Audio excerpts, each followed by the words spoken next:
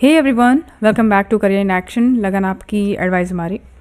This is Shilpa Saroj and आज के इस वीडियो में आप सभी का बहुत बहुत स्वागत है। तो तैयार हो जाइए एक बार फिर से, क्योंकि ये महासंग्राम स्टार्ट होने वाला है। और इस वीडियो में हम क्या समझेंगे कि जैसे कि आप देख पा रहे हो कि मैंने आपको बताया था कि जो क्लासेस हैं NTPC NML के लिए, माइनिंग सरदार, ओवरमैन और माइनिंग मेथड जिसमें टॉपिक है, तो वो लोग बच्चे, वो सारे स्टूडेंट्स जो हैं वो देखेंगे इस वीडियो को। ठीक है, माइनिंग #1 है।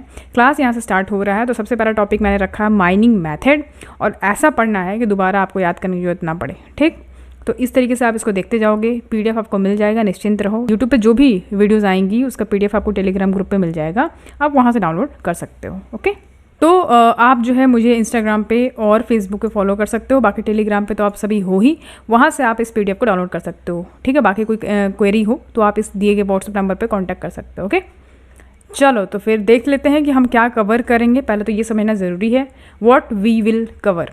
तो जैसे कि आप देख पा रहे हो, mine management, legislation, general safety हमें पढ़ना है। माइन मैनेजमेंट में तो, और आपका लेजिस्लेशन जो पोर्शन है, सारा लेजिस्लेशन में आपका mines act, rule, rescue rule, सबसे पहला CMR है ना, तो ये सारा चीज़ इसमें आ जाएगा। ठीक है, माइंस लेजिस्लेशन पोर्शन में। फिर माइन डेवलपमेंट है, माइनिंग मेथड है, सर्वेइंग है। तो आज का हमारा टॉपिक माइनिंग मेथड रहेगा। Mining machinery, mine electrical, surface environment hazard, mining operation, mine reclamation, writing of reports, drilling and blasting practice in mines, explosive management, environment management, ये सब है। आप एक चीज़ नोटिस करोगे कि सारा जो आपका टॉपिक है कहीं ना कहीं वो DJ देशमुख बुक से आपको मिल जाएगा। ठीक है, DJ देशमुख यानी EMT की बुक है, एलिमेंट्स ऑफ माइनिंग टेक्नोलॉजी। ठीक है, तो यहाँ पे मैं बोलूँगी माइनिंग टेक्नोलॉजी अगर आपको पढ़ना है तो आप EMT की बुक आप उठाना। ठीक है, वॉल्यूम 1, आप चैप्टर नंबर, ठीक है मैं बता दे रही हूँ आपको, आप एक बार पढ़ लेना इसको। ठीक है, चैप्टर नंबर क्या देखोगे आप, चैप्टर नंबर आप स्टार्ट करोगे 11 से, तो आपको board and pillar method of working code मिल जाएगा। और चैप्टर 12 जो है आपका क्या है, pillar extraction in board and pillar. उसके बाद 13 चैप्टर में आपको मिल जाएगा long wall and other method of working. और थिक सीम ऑफ वर्किंग अगर बारे में पढ़ना है तो 14 नंबर चैप्टर में आप देख सकते हो। ठीक है, देखो बेसिक कॉन्सेप्ट क्लियर करना अलग चीज़ होता है और फिर क्वेश्चन प्रैक्टिस करना अलग चीज़ होता है। जब आपको कॉन्सेप्ट ही क्लियर नहीं होगा तो आप क्वेश्चन सॉल्व कैसे करोगे। तो पहला बेसिक क्लियर करो अपना, जाके EMT को पढ़ो, रीड आउट करो बहुत बढ़िया तरीके से। जब क्लियर हो जाए आपका नोशन, तब जो है आप आगे बढ़ना क्वेश्चन की तरफ। ठीक है, चलो तो फिर स्टार्ट करते हैं सबसे पहला क्वेश्चन से। सबसे पहला क्वेश्चन हमारा क्या कहना चाह रहा है, देखो, what method is employed where selective mining of mineral is not necessary with respect to BWE? BWE मतलब बकेट व्हील एक्सकवेटर। ठीक है, बकेट व्हील एक्सकवेटर। ओके, तो यहाँ पे बोल रहा है कौन सा मेथड ज़रूरी है जब हम बकेट व्हील एक्सकवेटर की बात करते हैं। तो जहाँ पे सिलेक्टिव माइनिंग जब हम करते हैं मिनरल्स के लिए, वो ज़रूरी नहीं है। तो हम फिर कौन सा मेथड यहाँ पे ज़रूरी समझेंगे, thrust excavation method, cutting lateral blocks, ramp cutting method या फिर फुल ब्लॉक मेथड। ये सब पढ़ने के लिए जो है आपको EMT में पढ़ना पड़ेगा। ठीक है, अभी यहाँ पे मैं पूरा डिटेल में बताना शुरू करूँगी तो वीडियो बहुत ज़्यादा लंबा हो जाएगा और लगेंगे अलग चैप्टर पढ़ने। ठीक है, तो इसको पढ़ने के लिए आपको EMT की बुक फॉलो करनी पड़ेगी। आप जाके वहाँ पे बेसिक जो डेफिनीशन है वो एटलीस्ट आप समझ लो इसको। ठीक है, तो इसका राइट आंसर आपका क्या हो जाएगा, फुल ब्लॉक मैथड। ठीक है, फुल ब्लॉक मैथड को जो है आप यहाँ पे यूज़ करोगे in respect to bucket wheel excavator. ठीक है, जहाँ पे सिलेक्टिव माइनिंग जब हम करते हैं मिनरल्स को निकालने के लिए, तो ज़रूरी नहीं है, तो उस जगह पे आप फुल ब्लॉक मेथड यूज़ कर सकते हो। ओके, बढ़ेंगे आगे नेक्स्ट क्वेश्चन नंबर 2 पे। Before starting the mechanised open cast working, who shall ensure that the mine including the method of working, ultimate pit slope, dump slope and monitoring of slope stability has been planned, designed and work as determined by a scientific study? Question जो है यहाँ पे आपको CMR में ही मिल जाएगा। Question में कहता है कि किसी भी मैकेनाइज्ड ओपन कास्ट को शुरू करने से पहले जो वर्किंग है उसको कौन इंश्योर करेगा कि माइंस जो है वहाँ पे मेथड ऑफ वर्किंग भी है, अल्टीमेट पिट स्लोप भी है, डंप स्लोप भी है, मॉनिटरिंग ऑफ स्लोप स्टेबिलिटी जो है सही तरीके से प्लान किया गया है, डिज़ाइन किया गया है एंड वर्क कर रहा है as determined by scientific study. जैसे भी साइंटिफिक स्टडी तरीके से डिटरमाइन किया जाता है वैसा काम हो रहा है। ये कौन जो है इंश्योर करेगा, ऑनर करेगा, CI करेगा, RI करेगा या ऑनर एंड एजेंट करेगा। तो इसका राइट आंसर आपका हो जाएगा ऑनर एंड एजेंट। ठीक है, बहुत इंपॉर्टेंट है, कई बार एग्जाम में आया है क्वेश्चन, तो बिल्कुल इसको एकदम निश्चिंत होकर पढ़ के जाओ और ये एग्जाम में आपको देखने को मिल सकता है। ठीक है, थोड़ा सा इसको हाईलाइट कर देते हैं, मज़ा नहीं आ रहा, बड़ा हल्का चल रहा है। चलो बढ़ते हैं क्वेश्चन नंबर 3 पे। The method involves mining and washing together unconsolidated और semi consolidated rocks where of ground surface called what. तो यहाँ पे बोल रहा है कि एक ऐसा मेथड जिसमें हम माइनिंग भी करते हैं, वॉशिंग भी करते हैं, एक साथ करते हैं, ताकि जो अनकंजुलेटेड और जो सेमी कंजुलेटेड रॉक्स हैं वो ग्राउंड सरफेस से निकल आए। ठीक है, उसको हम क्या बोलते हैं, सरफेस माइनिंग। ये सरफेस होगा, एक मिनट ये इधर होगा, surface mining, glory mining, प्लेसर mining या फिर गैसिफिकेशन। तो इसको हम लोग क्या बोलते हैं, इसको हम बोलते हैं प्लेसर माइनिंग। ठीक है, right answer will B प्लेसर mining. ठीक है, इंपॉर्टेंट है, याद रखिएगा। ये सब आपको जो है वहाँ पर मिल जाएगा EMT में। ठीक है, निश्चिंत होकर जाओ, देखो इसको, प्लेसर माइनिंग इसका राइट आंसर हो जाएगा, याद रखिएगा। Next 4 number, the main purpose of control method of blasting in open cast mine is to. जो हम ओपन कास्ट माइन में जो मैथड यूज़ करते हैं ब्लास्टिंग के लिए, ठीक है, तो उसको कंट्रोल करने के लिए जो मेन पर्पस क्या हो सकता है, improve time of blasting, blasting के टाइम को इम्प्रूव करना, इम्प्रूव परफॉर्मेंस, परफॉर्मेंस को इम्प्रूव करना, to control fly rocks and ground vibration या फिर none of the above. Obviously हमें समझ में आ रहा है कि यहाँ पे ऑप्शन में जो सी ऑप्शन दिया हुआ है, to control fly rocks and ground vibration, यही मेन पर्पज़ है हमारा। ब्लास्टिंग जो होता है ओपन कास्ट माइन में, उसका कंट्रोलिंग मेथड जो है वो यही है कि भाई जो फ्लाई रॉक्स होते हैं, जब ब्लास्टिंग हम करेंगे तो ऑब्वियसली रॉक्स जो है वो ऊपर उड़ेंगे। ठीक है, फ्लाई रॉक्स, ग्राउंड वाइब्रेशन भी होगा, तो मेन पर्पज़ यही होता है इसका कंट्रोल करने का। ठीक है, fly rocks and ground vibration को कंट्रोल करने का, कंट्रोल कर सकें। ठीक है, कंट्रोलिंग मेथड यही होता है। ऑप्शन सी आपका सही हो जाएगा। यहाँ पे बढ़ते हैं क्वेश्चन नंबर 5 पे। The method suitable for working seam under the surface containing valuable properties water bodies for those for whose production some coal is left unworked is. तो यहाँ पे बोल रहा है कि कैसा मैथड जिसमें हम क्या करते हैं, जो वर्किंग सीम के लिए सुटेबल होता है, कहाँ पे होता है, under the surface containing valuable properties water bodies for whose protection some coal is left unworked is. यहाँ पे आप देख पा रहे हो एक लिखा है कि ऐसा मेथड जो वर्किंग सीम जो कहाँ पे होता है, अंडर द सरफेस, वो वैल्यूएबल प्रॉपर्टीज़ होती है, उसमें वाटर बॉडीज़ होती हैं और उनके प्रोटेक्शन के लिए जो है कुछ कोयले जो है छोड़ दिए जाते हैं जो अनवर्कड होते हैं। ठीक है, तो ऐसे मेथड को क्या बोलते हैं हम, long wall retreat, board and pillar, hydraulic mining, long wall advancing. तो इस मेथड को हम बोर्ड एंड पिलर बोलते हैं। ठीक है, क्या बोलते हैं, बोर्ड एंड पिलर। थोड़ा हम बोर्ड एंड पिलर की जब बात हुई है तो इसको हम समझ लेते हैं अच्छे से। ठीक है, कि बोर्ड एंड पिलर क्या होता है। अब यहाँ पे आ जाता है इंपॉर्टेंट थ्योरी, ध्यान से सुनना समझना। जब भी हम कोल को एक्सट्रैक्ट करते हैं तो हम सबसे पहला जो काम करते हैं वो हम क्या करते हैं, डेवलपमेंट करते हैं। क्या करते हैं, डेवलपमेंट। ध्यान से सुनना। तो डेवलपमेंट को अगर हम डिफाइन करना चाहें तो हम ऐसे बोल सकते हैं कि the stage of formation of a network of roadways. ठीक है, the stage of formation, the stage of formation of a network of roadways is known as development. ठीक है, याद रखिएगा, इसको डेवलपमेंट बोलते हैं या फिर फर्स्ट वर्किंग भी बोलते हैं। ठीक है, फर्स्ट वर्किंग भी बोलते हैं। क्यों, जब हमें कोल को एक्सट्रैक्ट करना, ऐसा तो नहीं है कि हम सीधे घुसेंगे और हम एक्सट्रैक्ट करके ले आएंगे वो कोल को, ऐसा नहीं होता है। पहले हम डेवलपमेंट का प्रोसेस करेंगे, मतलब एक ऐसा प्रोसेस जिससे हम नेटवर्क बनाएंगे, किसका, रोडवेज़ का, जाकि जिस तरीके से हम घुसेंगे अंदर रोडवेज़ में, फिर वहाँ पे हम उसके बाद हम डीपिलरिंग का प्रोसेस करते हैं। तो ये समझ में आया कि किसी भी कोल को एक्सट्रैक्ट करने के लिए सबसे पहला हम डेवलपमेंट का प्रोसेस करते हैं, आफ्टर दैट डीपिलरिंग का प्रोसेस होता है। अब यहाँ पे डेवलपमेंट समझ में आ गया, फिर डीपिलरिंग क्या होता है, देखो डीपिलरिंग, ई होगा ये, डीपिलरिंग। तो डीपिलरिंग क्या होता है कि जब हम कोयले को कहाँ से एक्सट्रैक्ट कर लेते हैं, पिलर से, जब हम पिलर से एक्सट्रैक्ट कर लेते हैं, यानी कि जो कोल पिलर से बनाया गया था, ठीक है, जो डेवलपमेंट के बाद बनता है, तो उससे जब हम कोल को एक्सट्रैक्ट कर लेते हैं पिलर से, तो उसी को हम डीपिलरिंग बोलते हैं। अभी मैं आपको बोर्ड एंड पिलर बता रही थी। तो development of mine by the method of working known as board and pillar method. याद रखिएगा, किसी भी माइन को क्या करेंगे हम, डेवलपमेंट करेंगे, किस मेथड से, वर्किंग, तो उसको हम बोर्ड एंड पिलर बोलते हैं। तो पिलर्स जो होता है उसमें क्या होता है, driving a series of narrow road. ठीक है, बहुत पतले पतले नैरो रोड्स बनाए जाते हैं, separated by blocks of solid कोल।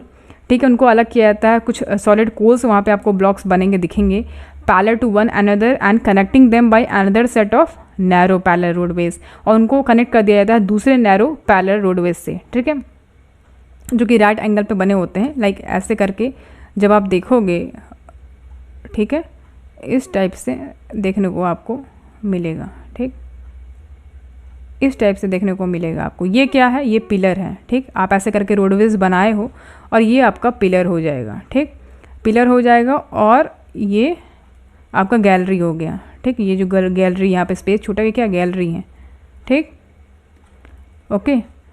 तो ये जो है ये डेवलपमेंट यहाँ पे अगर हम करेंगे इसका, ये डेवलपमेंट है। उसके बाद जब हम आगे बढ़ेंगे और ये यहाँ पे हमने ऐसे ऐसे बना दिया निशान, इसका मतलब कि ये यहाँ पे क्या हो गया, यहाँ पे डी पिलरिंग हुआ है, राइट, कोल को एक्सट्रैक्ट कर लिया गया है। तो ये होता है प्रोसेस, समझ में आया? तो ये चीज़ क्लियर हुआ। तो एक्सट्रैक्शन जब हम करते हैं कोल का पिलर से, तो इस ऑपरेशन को हम पिलर एक्सट्रैक्शन बोलते हैं, जिसको हम डी पिलरिंग या फिर पिलर कटिंग या ब्रोकन वर्किंग भी कहा जाता है। तो इसको याद रखिएगा, इंपॉर्टेंट है। और जो डी पिलरिंग होता है उसमें भी 2 मेथड होते हैं। डी पिलरिंग का 2 मेथड क्या है, केविंग मेथड और स्टोइंग मेथड। याद रखिएगा, केविंग मेथड और स्टोइंग मेथड, ठीक है। तो केविंग मेथड और स्टोइंग मेथड क्या होता है, केविंग मेथड में हम मतलब इस मेथड में, ये जो मेथड है डी पिलरिंग का, इसमें इसको हम केविंग मेथड बोलते हैं। और इस में क्या होता है, जो कोल होता है पिलर्स में उसको हम एक्सट्रैक्ट कर लेते हैं और जो रूफ होता है उसको हम छोड़ देते हैं ऐसे गिरने के लिए, ठीक है। वो ब्रेक होके कोलैप्स हो जाता है। और कहाँ पे कोलैप्स हो जाता है, नीचे आप देख पाओगे जहाँ पे वॉइड्स एरिया होता है वहीं पे, वहाँ पे कोयला जो है निकाल चुके हैं, तो वो एरिया अब गोफ बन गया है, ठीक है, जहाँ पे कोयला नहीं है अब, ठीक। तो ये याद रखिएगा, ये होता है केविंग मेथड। स्टोइंग मेथड में क्या होता है कि जब हम कोयला को एक्सट्रैक्ट कर लेते हैं तो वहाँ पे हम सैंड से उसको पूरा भर देते हैं, ठीक है। ये सैंड स्टोइंग होता है इस तरीके से, ठीक है। तो इसका राइट आंसर आपका बोर्ड एंड पिलर मेथड हो जाएगा, ठीक। चलो आगे बढ़ते हैं, क्वेश्चन नंबर 6 देखो। क्वेश्चन नंबर 6 कहता है हमारा, if average material handled above 10 million cubic metre and up to, ये 10 नहीं होगा, ये 15 होगा, ठीक है, up to 15 million cubic metre in open cast mine, then how many surveyor required to be appointed. तो यहाँ पे देखिए क्वेश्चन बढ़िया है। क्वेश्चन कह रहा है कि अगर एवरेज मटेरियल जो हैंडल किया जाता है वो 10 मिलियन क्यूबिक मीटर से लेके 15 मिलियन क्यूबिक मीटर तक हो, ठीक है, तो ओपन कास्ट माइन में, तो कितने सर्वेयर को यहाँ पे अपॉइंट किया जाएगा, ठीक है। तो आप जाओगे देखोगे, वो जो बुक है आपके पास, कौन सी, fundamentals of mining, Neeraj Kumar Das की, उसमें आपको मिल जाएगा, पेज नंबर 36 पे जाओ, वहाँ पे वो चार्ट बना हुआ है। तो वहाँ पे ओपन कास्ट माइन में कितने सर्वेयर अपॉइंट किए जाते हैं ऑन द स्केल ऑफ, किस किस हिसाब से दिया हुआ है वहाँ पे, एवरेज मटेरियल हैंडल जो किया जाता है वो कितना है, तो कितने सर्वेयर यहाँ पे अपॉइंट किए जाएंगे। तो ये चीज़ थोड़ा सा आप देख लेना, ध्यान रखना इसको। तो कितने अपॉइंट किए जाएंगे भैया, 2 3 4 6 अपॉइंट किए जाएंगे, ठीक है। कैसे अपॉइंट किए जाएंगे ये देख लो। तो याद रखना कि जब यहाँ पे आपसे बोले कि अगर अप टू बोले 1 मिलियन क्यूबिक मीटर, अगर इतना है up to 1 million cubic metre, तो जो सर्वेयर हैं वो कितने होंगे, 2 अपॉइंट किए जाएंगे, ठीक है, 1 मिलियन क्यूबिक मीटर तक। और अगर 1 मिलियन क्यूबिक मीटर से अबव हो जाता है, ठीक है, अबव हो जाता है कहाँ तक, 1 मिलियन से लेके 5 मिलियन क्यूबिक मीटर तक अगर हो जाता है तो कितने हो जाएंगे, 3 हो जाएंगे, ठीक है। कैसे हो जाएंगे वो मैं बता रही हूँ, पहले ये देख लो चार्ट। तो अबव 5 मिलियन से अगर हम बोलें 10 मिलियन क्यूबिक मीटर तक, तो कितने हो जाएंगे भाई, 4 हो जाएंगे, ठीक है। अब वही फिर 10 मिलियन से लेके, जो कि क्वेश्चन में पूछ रहा है, 10 मिलियन से लेके 15 मिलियन क्यूबिक मीटर तक, तो कितने हो जाएंगे, 6 हो जाएंगे, ठीक है। और अबव अगर 15 मिलियन बोल रहा है, अबव 50 मिलियन, तो बस याद रखिएगा हमेशा कि एक जो है एडिशनल सर्वेयर होगा, ऐड होते जाएगा सर्वेयर, कितने, एवरी 10 मिलियन क्यूबिक मीटर, ठीक है। एवरी 10 मिलियन क्यूबिक मीटर जब एवरेज मटेरियल हैंडल किया जाएगा या उसका कोई भी पार्ट एक्सेस किया जाएगा 15 मिलियन क्यूबिक मीटर, तो उसको हम ऐड करेंगे एज अ 6, याद रखिएगा इसको, ठीक है। तो ये याद रखिएगा, इसका राइट आंसर आपका 6 हो जाएगा, ठीक। तो ये चार्ट याद रखना है बिल्कुल, अगर इसी में से क्वेश्चन पूछना होगा तो पूछ लेगा आपसे, ठीक है। चलो आगे बढ़ते हैं, क्वेश्चन नंबर नेक्स्ट देखो।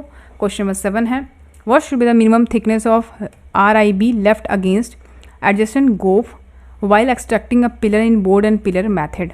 ओके, सो यहाँ पे आप देख पा रहे हो रिब लिखा हुआ है। रिब का मतलब क्या होता है, एक तरीके से हम स्मॉल पार्ट्स होता है पिलर्स का, ठीक है, स्मॉल पार्ट्स ऑफ पिलर, जिसको हम गोफ में छोड़ते हैं एज अ सपोर्ट के लिए। तो यहाँ पे यही बोल रहा है कि जो मिनिमम बोल रहा है कि मिनिमम थिकनेस जो होता है रिब का, जो कि हम छोड़ते हैं एडजेसेंट गोफ में while extracting a pillar in board and pillar method. तो BNP मैथड में जब आप पिलर से कोल एक्सट्रैक्ट करते हो तो वहाँ पे आप जो मिनिमम थिकनेस होता है रिब का उसको कितना छोड़ते हैं, 1.2 मीटर, 1.5 मीटर, 1.8 मीटर या फिर 3 मीटर।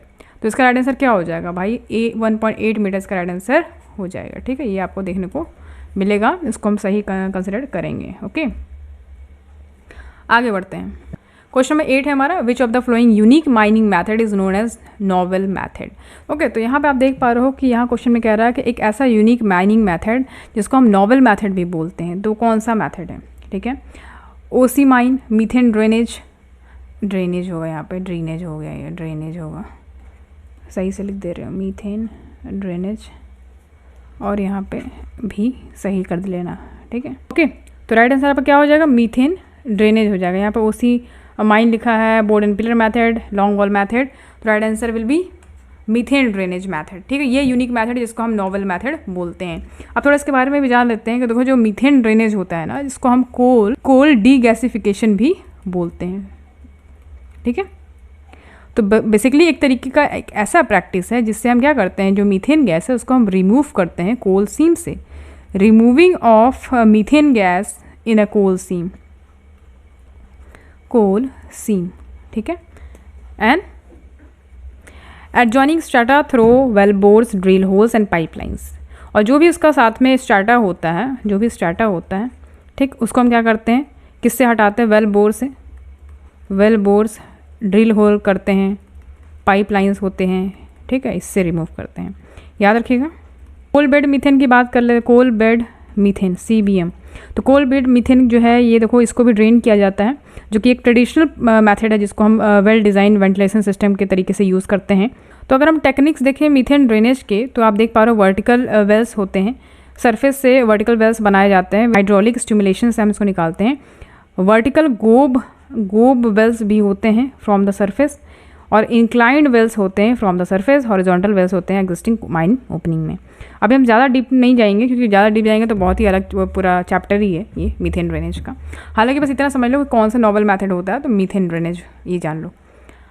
बढ़ते आगे क्वेश्चन नंबर 9 पे, विच of the flowing technique is use in board and pillar mining method. तो कौन सा यहाँ पर टेक्निक यूज़ किया जाता है BNP माइनिंग मैथड में। Single unit face, half moon method, horizontal slicing method, blasting gallery. ठीक है, कौन सा मैथड यहाँ पे यूज़ किया जाता है। ठीक है, तो यहाँ पे आप देख पा रहे हो इसका राइट आंसर क्या हो जाएगा, half moon method. Single unit face, half moon method, horizontal slicing method या फिर ब्लास्टिंग गैलरी। तो हाफ मून मैथड जो है इसका राइट आंसर हो जाएगा। ठीक, हाफ मून मैथड। तो यहाँ पे बोर्ड एंड पिलर मैथड में ऐसे कैसा टेक्निक जो हम यूज़ करते हैं वो हाफ मून मैथड हो जाएगा। तो इसका डायग्राम जैसे कि मैं बना के दिखाऊँ आपको। ठीक है, तो ये आपका मेन रूफ हो जाएगा, ये रूफ हो जाएगा मेन रूफ। ठीक, और ये जो है आपका,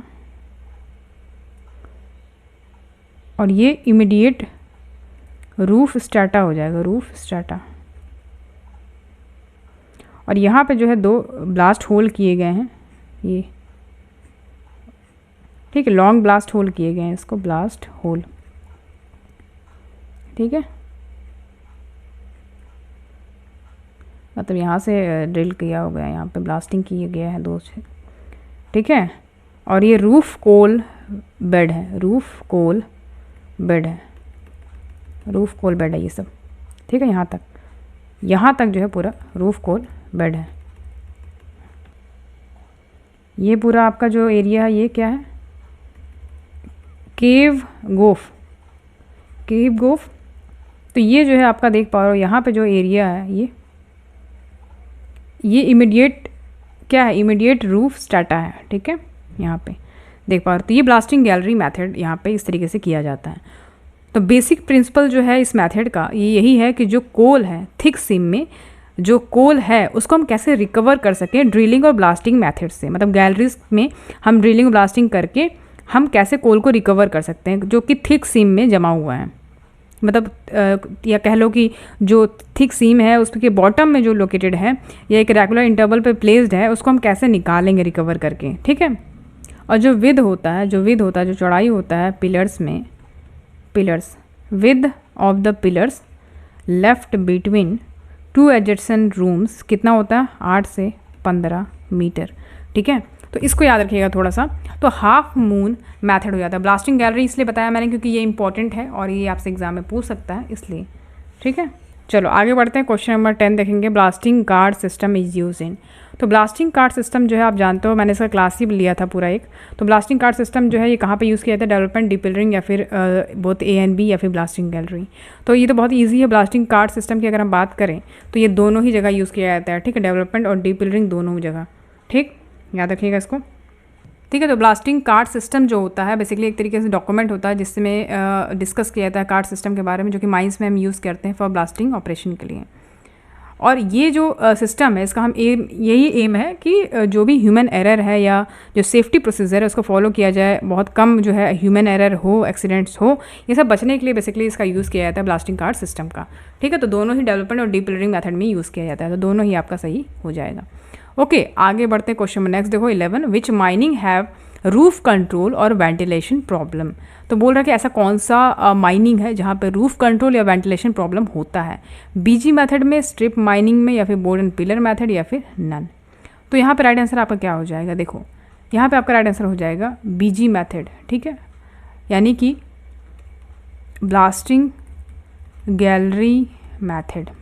तो यहाँ पे आप जान पा रहे हो कि जो मीथेन है अंडरग्राउंड कोल माइंस में, वहाँ पे जो है वेंटिलेशन बहुत पुअर होता है, ठीक है, जिससे वजह से मीथेन एक्सप्लोजन हैज़ार्ड हो सकता है। तो यहीं पे क्वेश्चन में पूछ रहा है कि किसमें रूफ कंट्रोल और वेंटिलेशन प्रॉब्लम हो सकता है? तो बीजी मेथड में ही हो सकता है, ठीक है, ब्लास्टिंग गैलरी मेथड में ये हो सकता है।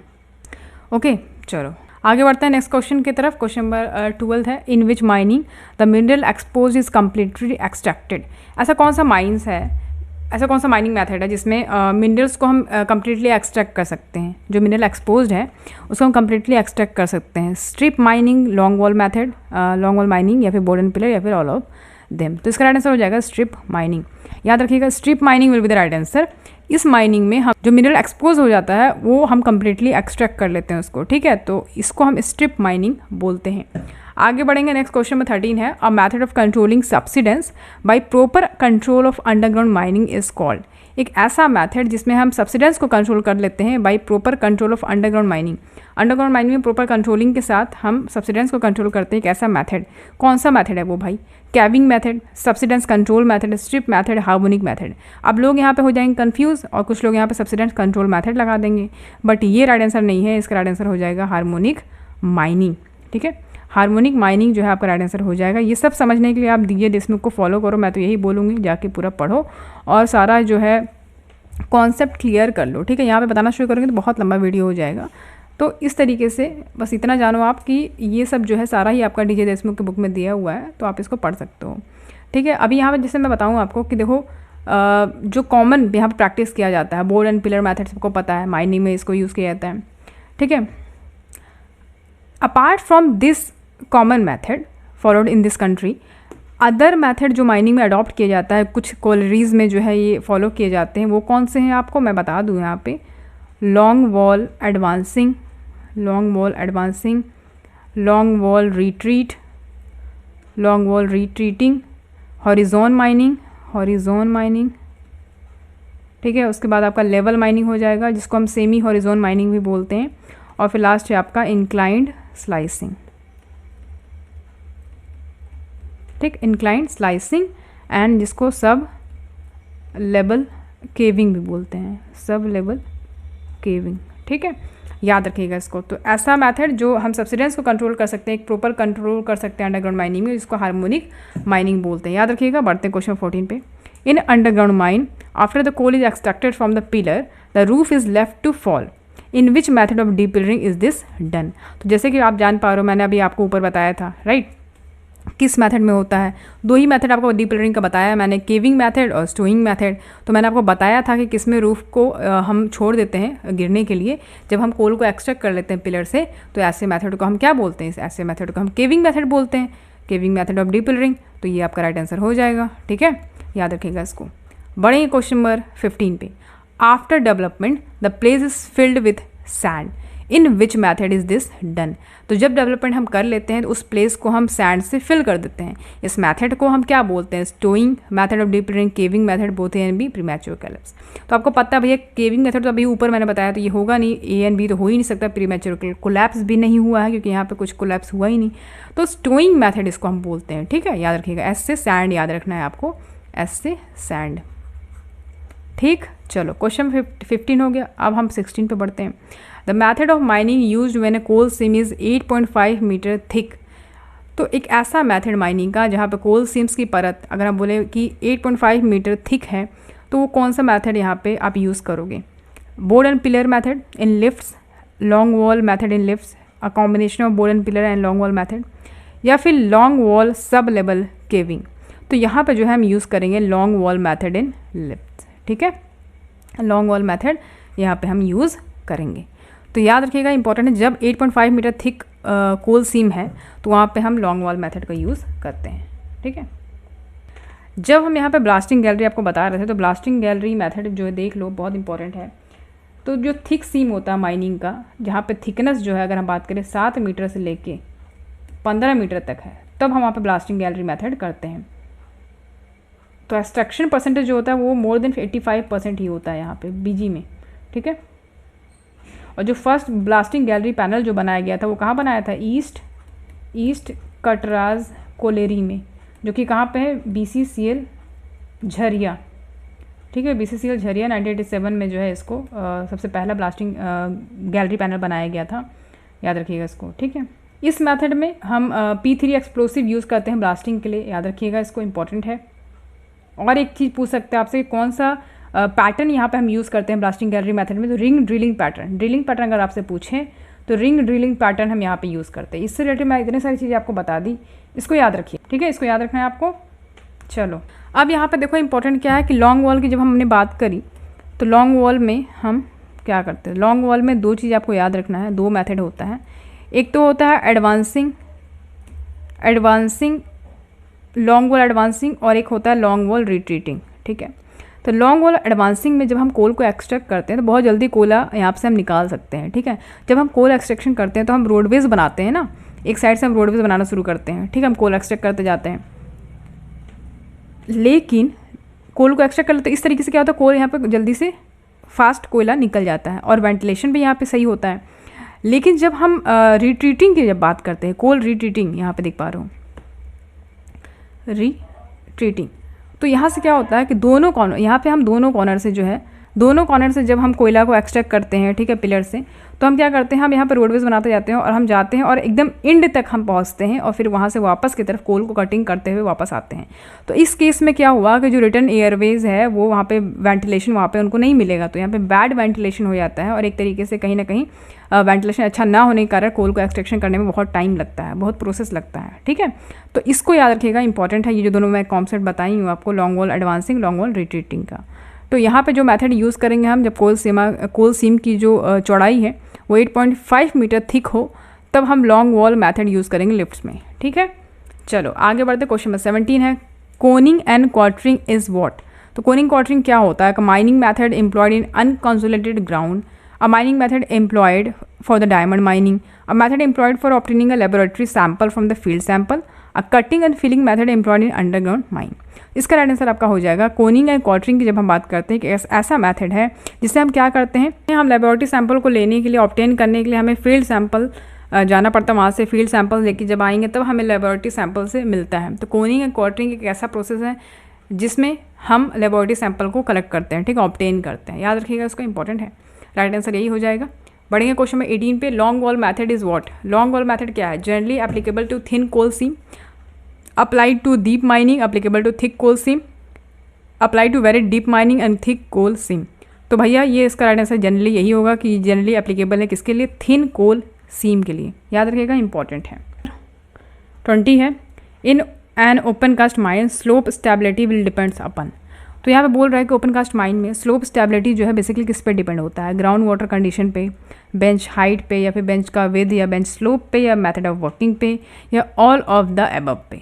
तो भाई स्लोप स्टेबिलिटी आपने देखा होगा, स्लोप स्टेबिलिटी रडार, ठीक है, SSR। स्लोप स्टेबिलिटी रडार जो है क्या होता है बेसिकली, ये रियल टाइम मॉनिटरिंग के लिए होता है कि जो स्टैटा और डंप्स हैं वो डिस्प्लेस हो जाते हैं तो उनका पता लगाने के लिए। ठीक है, तो ये यहाँ पे बोल रहा है ओपन कास्ट माइंस में कि ये किस पे डिपेंड होते हैं? तो ग्राउंड वाटर कंडीशन पे, बेंच हाइट पे, बेंच विड्थ पे, बेंच स्लोप पे, और क्या मेथड ऑफ वर्किंग यहाँ पे अपनाया जा रहा है, ये सारे पे जो है, सारे कंडीशन पे ये अब डिपेंड करता है स्लोप स्टेबिलिटी। याद रखिएगा, इंपॉर्टेंट है, राइट आंसर आपका डी हो जाएगा। ठीक, तो आज के लिए इतना ही। आपको बताइएगा कैसा लगा वीडियो, और इस तरीके से हम और भी लेके आएंगे टॉपिक वाइज, ठीक है। बाकी मैथ्स का भी जल्दी शुरू हो जाएगा यहाँ पे क्लासेस, आप लोग सब अलर्ट रहिएगा और जल्दी क्लास देखिएगा, ठीक है। तो चलो फिर आज का सेशन यहीं पे एंड करते हैं, मिलते हैं आपसे अगले क्लास में। आज के लिए इतना ही। Thank you so much for watching, see you at the next class.